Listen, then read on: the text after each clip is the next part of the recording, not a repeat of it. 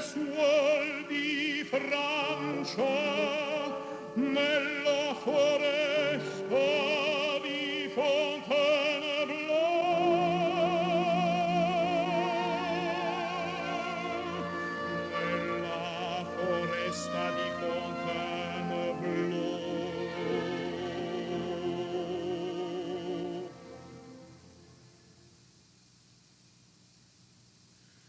Io la vidi e il suo sorriso nuovo una cella prima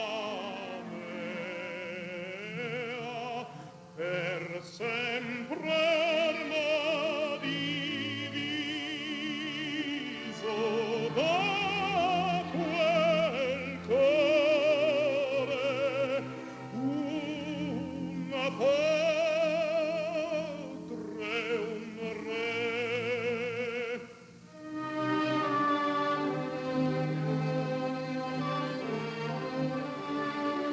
Non promette un dì felice, di mia vita il triste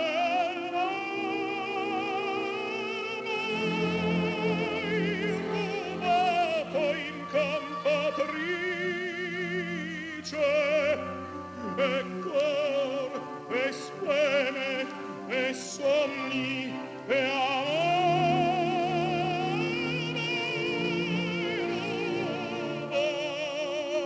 rubato, speme, sogni, amor.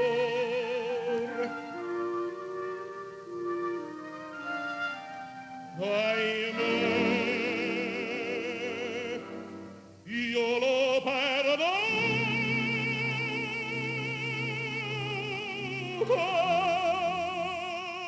Io lo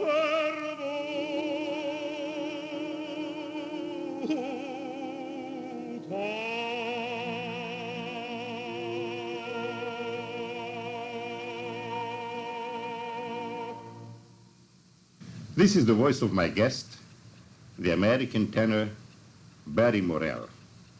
His impeccable Italian diction might make one think that he is a foreign singer, but no. He studied and made his career right here in New York. All right, it became an international career, but still it started in New York. Barry, tell us your start and your present position. Well, my start was at the New York City Opera, and I began as Lieutenant Pinkerton in Madama Butterfly.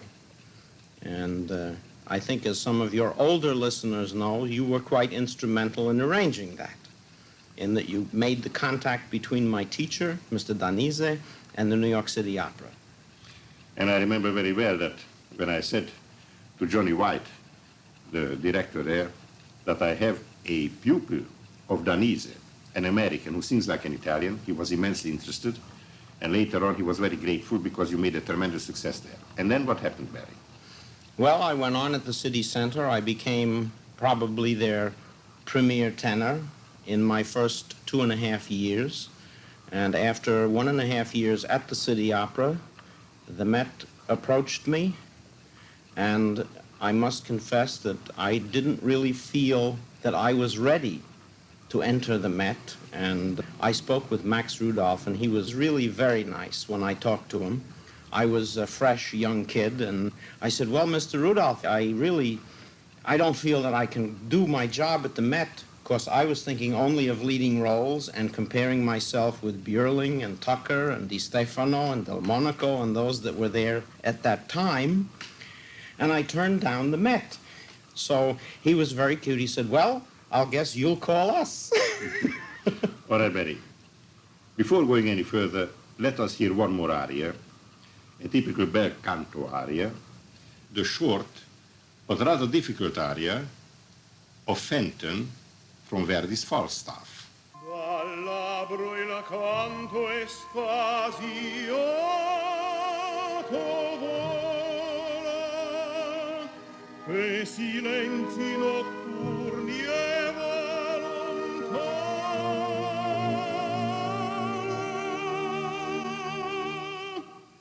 e al fin ritrova un altro labbro umano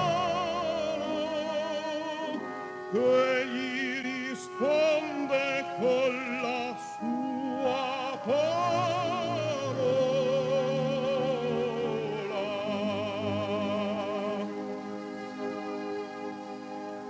Allor la nota che non è più sola vibra di gioia in un accordo arcano e innamorando l'errante lucano con altra voce al suo fonte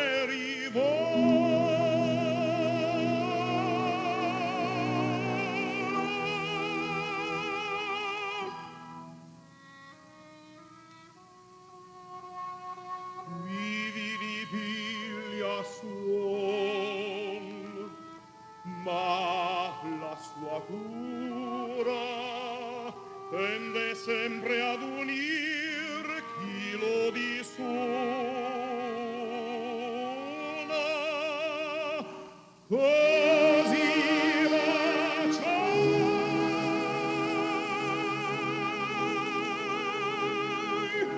la disiata bocca.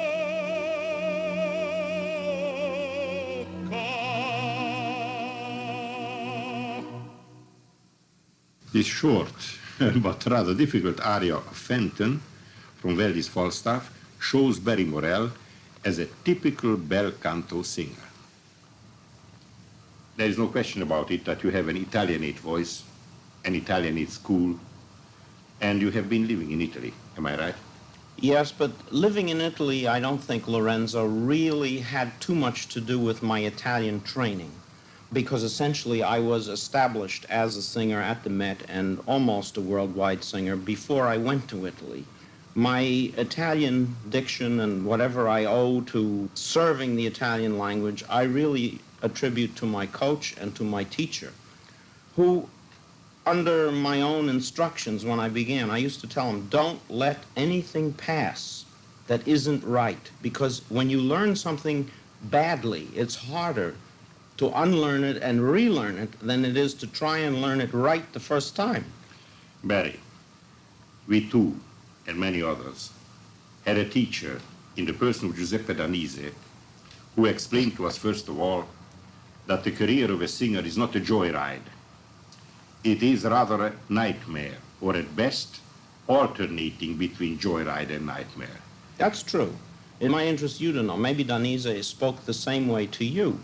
But I know he told me that perhaps in his entire career, which was almost 40 years, that he had maybe 11 or 12 performances in that entire time that he felt were good performances to his standard. I tell you what he told me. He told me that Caruso, or Titaruffo, or he himself, had maybe 10 or 15% of their performances where they have been 100%. But to be a professional singer means that if you achieve 80%, then you are continuously good if that 80% is a level which is acceptable to you yourself. You have to be convinced of yourself, otherwise you cannot convince others. Absolutely, absolutely. Now, let us speak about the problems of a singer. I think, Barry, that opera companies today are run as a business and not as artistic institutions.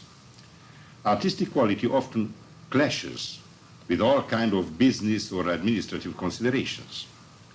It is difficult to find a balance between art and money which can be spent, and the question is, who is doing this balancing?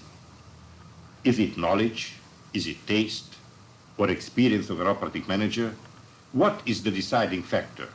This weighs, I feel, very heavily on the future of any opera singer. What do you think about this?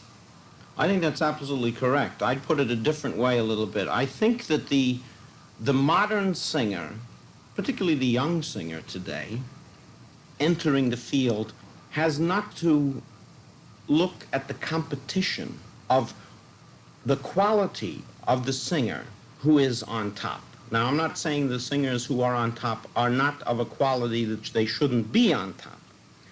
But it used to be, I feel, when I entered, I mentioned several names of other tenors, sopranos, basses, all in this category.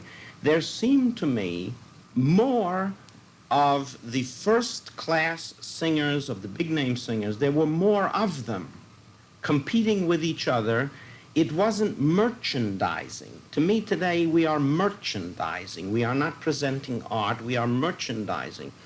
Point in case, if you will study, for instance, the opening nights at the Met, or certain big performances in television, these things are not necessarily arranged because they are artistically sound, they are artistically good, or they are even artistically in tune with the representation the company wants to make of itself in a given season. They are in tune with the release of the recording by London, RCA, Angel, of the current thing, and very often you will find that the release of the record is scheduled with the opening night at the La Scala or at the Met, and the following 2-3 weeks, the TV program, which is also coinciding. Now, this is not necessarily an artistic achievement, it is a merchandising achievement, whereby the advertising that is put into the Metropolitan Opera's opening night is buffered by the advertising that is put in by RCA, London, etc., in selling their new release of X record, conducted by X conductor, who may be the music director of X company. So all these pieces of the puzzle are dovetailed, not always for whether or not the baritone who is singing for RCA, as opposed to the baritone who's under contract to London, is really the best baritone for the role under consideration in this particular performance. I think a great deal of the casting is not done really by whether this voice is the voice for the part, but whether by this voice is under contract too. Barry, we have to speak about conductors because, after all, conductors are very important to form a career. Now, conductors who were heading opera companies are generally unsuccessful as opera managers. Conductors have a basic instinct, in my view, to see things only their own way, and this, let us say, egocentrical attitude of conductors is not conducive to run an opera house.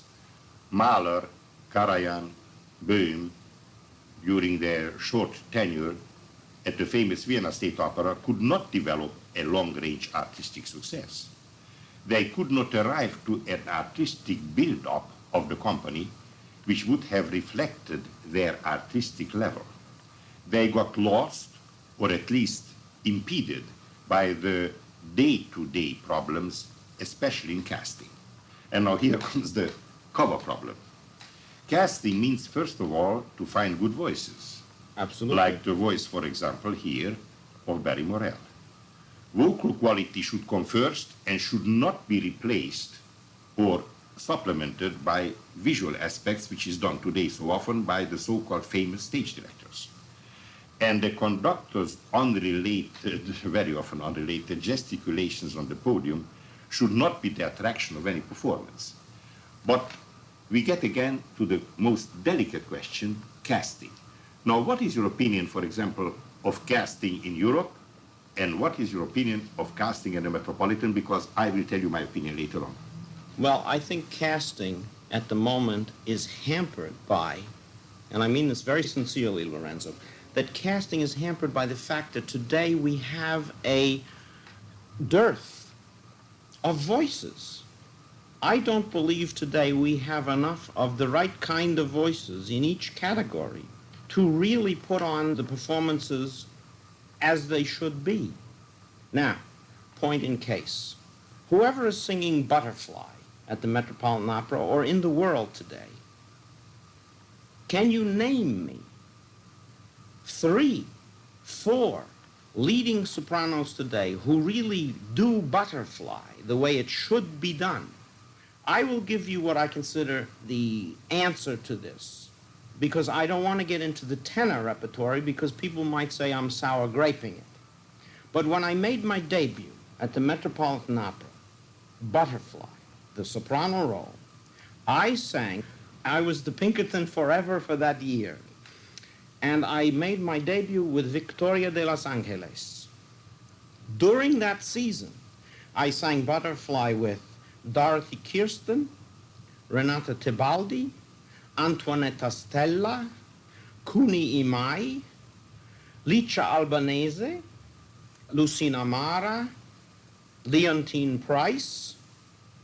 Now, name today a roster of butterflies that is like that you can call upon. Yes, but I can speak about tenors, and name me one person, one tenor today, here or in Italy or anywhere, who can sing a proper Manrico on metropolitan level. Mention to me one, outside of maybe one or no, there may be one or two, who can sing Wotan today, as Schwartz sang it, as Bockelmann sang it, and as Hotter sang it, or as Schöffler sang it. Or give me conductors of the quality of Böhm, of Karajan, of Bruno Walter. Where are they? They're not. Today, Barry, not artistic or vocal quality counts, but dependability and experience, or simply the courage to jump into a role without an orchestra rehearsal, sometimes only on a few hours' notice, and this can decide positively or negatively a singer's future career. However, they say that today we need a good ensemble, but certain people you can rehearse for 5 years and nothing will come out of it, and others who jump in sometimes make a very great success. That's true. Barry, let's discuss a very delicate question, the so-called cover. Cover is an artist who has to be ready in order to replace someone who is scheduled. This cover can be better or worse than the one who is scheduled. Now in Germany it is very easy because in 1 hour from another opera house you can fly in someone. In Italy, as you know very well, is a so-called artista di piazza. I mean, an artist is on the market. Sometimes you can find him in the Galleria di Milano. Il doppio. Il doppio, Yeah. il doppione. And then in America, you have to have one who is engaged all year round and is just waiting for the opportunity to appear. This artist can be very often better than the originally scheduled artist, but in America, the audience is very star conscious. And if someone, through publicity, as you explained, through recordings and so on, achieves a certain name, then you can get rid of him, and the other one who has less publicity or is already for several years in that particular company has to pay the second fiddle. Now, what is your reaction to this? Well, my own reaction, my position on this matter over my whole career has been that no one should be in a company who is a secondary singer. The company should schedule their performances. For instance, if you're doing, say, an Italian section of your season, and you're doing Bohème, Butterfly, Lucia, Cavalleria, in the lyric spinto line, say, then you hire Mr. Gedda, Mr. Bergonzi, Mr. Tucker, myself. You hire 4 tenors, all of which are scheduled and all of which who cover each other, because I have no objection to singing Mr. Gedda's performance if he has a sore throat on Wednesday after I sang Butterfly or Bohème or Tosca or whatever on Monday. And then Mr. Gedda, who didn't sing because he was sick on Wednesday, if Mr. Tucker got sick on Saturday, then Mr. Gedda would sing. If you have a first-line cast and a group and it's divided up well, you build your covers in so the audience, I think the Opera House has a tremendous responsibility to its audience to present the first-class singer, the best singer available for that role in the world, no matter who he is. In the Metropolitan especially. In the Metropolitan, in any of the leading first theaters of any country, Lorenzo. That is their first responsibility to their audience. According to you, Barry, what is the reason that it is not so, that it is not handled this way? I'm not sure. I've never been able to fathom that. I tell you what the reason is, in my view. It is a wrong reason, but I give it to you. Because today a career has to be done internationally. Now you sang all over Europe. There's Yes. practically no theater in Europe or in South America where you didn't sing. But I think that if you would sit today in Europe instead of sitting here in Scarsdale, then I'm positively sure that you would get more engagements even at home. It's possible. I don't know unless I test it. But I've heard that Europe is crying for tenors. Why don't you go there? I Absolutely do not not. have a duty to bring my voice before the public. It is a natural resource which I control for me. And for them, if they want it, I'm very happy to sing wherever they call me. But I don't have to live anywhere in order to serve the public. Barry Morell, my old friend and colleague, let us play one more selection because I would like to prove to you that this voice has to be placed in such a condition where it is available not according to your taste and to your way of life, but on its intrinsic values. So let us hear an aria which you have performed innumerable times, especially in the Metropolitan Opera. It is Pinkerton's aria, Addio, fiorto, asil, from Puccini's Madama Butterfly. Addio, fiorito asil di letizia ed amor. Sempre il mite suo sembiante col strazio atroce vedrò.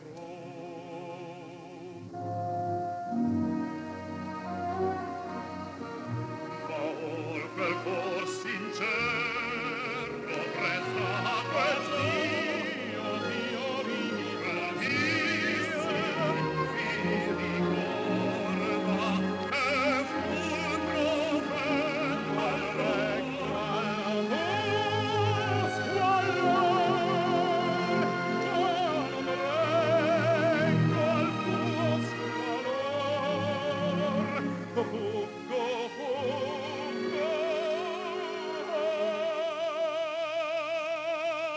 son vil. Addio, non reggo al costo notte triste son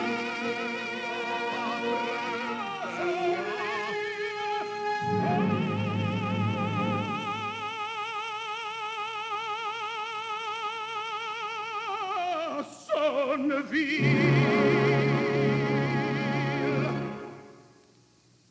Barry, I insist that one of the cruelties of our profession is that we have to be available at any time. We cannot do anything else but sleep, eat, and sing, nothing else. No, I have to disagree with you, Lorenzo. The reason I disagree with you is because I have a personal philosophy about singing. It has nothing to do with the quality, the schooling. It has to do with backing up your technique, your quality, your artistic values and everything, not with an abnormal life, but with a normal life, as much as it can be. Barry, I disagree fundamentally because if someone has a high C as you and a high B and a high B flat, and it has to shine and it has to be available every day, then that person cannot do anything else but concentrate on that particular God-given gift. You have to serve your career, and then you have to impose yourself on the audience and on the conductor. You cannot do this if you have a normal way of life. Singing is something which is only possible with an abnormal way of life, full of sacrifices. You have to take all injustices, and if you are not ready with your stamina, because you have the stamina, there's no question about it, and you are not ready all the time for this one thing alone to sing that high C when it is required, then I am very much afraid you are at fault. Oh, when I don't sing the high C, I am certainly at fault. Then I'm very much at fault. But what I'm saying, Lorenzo, is that you can go too far in the abnormal direction. You have to temper your life with normalcy. Otherwise, you begin to become psychotic.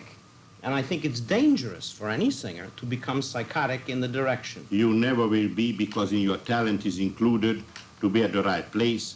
I remember when you have been living in Rome, you sang all over Europe, and now you take it easy. I disagree. If I would have your voice, I have the duty to be enslaved by the fact that I have the voice of Barry Morell, and this is a problem, and I think you have to resolve it. I don't take it easy, by any means. Apropos of being in condition, my living style and my working keep my body in a condition which is very good. And I had to go on short notice to Mexico and sing at 7,000 feet, Tosca, with all the acting and everything, with the rehearsals the night before the performance and everything else, so that if I was only lying down, you know, Gili, a friend of mine told me, used to sit in his yard when he wasn't singing in a chair. His wife would bring him lemonades, and he would sit quietly and sip lemonade and rest for the performance. There was another singer who was also successful, who used to get up at 5 o'clock in the morning and dig in the garden. Well, I'm of the Lauri Volpi dig in the garden school. Don't get the idea that I'm sacrificing my ability to come out of the woods at any moment and sing that high C the way people want to hear it. All right, Barry, we disagree, and I have the right to disagree with you. Absolutely. Therefore, I give you only a good advice. And this is my last thing on this discussion, and this is a real discussion program. Absolutely. Take the first plane. Go to Europe. You arrive there, and you are going to have the greatest opera houses, 15 offers, because there are no tenors like you, and this is the only thing I can tell you. Don't stay in New York, go to Europe with the first plane. I'm in the Catskill Mountains, All up right. in the mountains. In the mountains. Leave the mountains. Okay, Barry. It was a pleasure to talk to you as usual. Thank you very much. Thank you, Lorenzo. You have been listening to Opera Topics. I'm Lorenzo Alvary. My guest today was this reluctant tenor friend of mine, Barry Morell. Please send your questions or comments.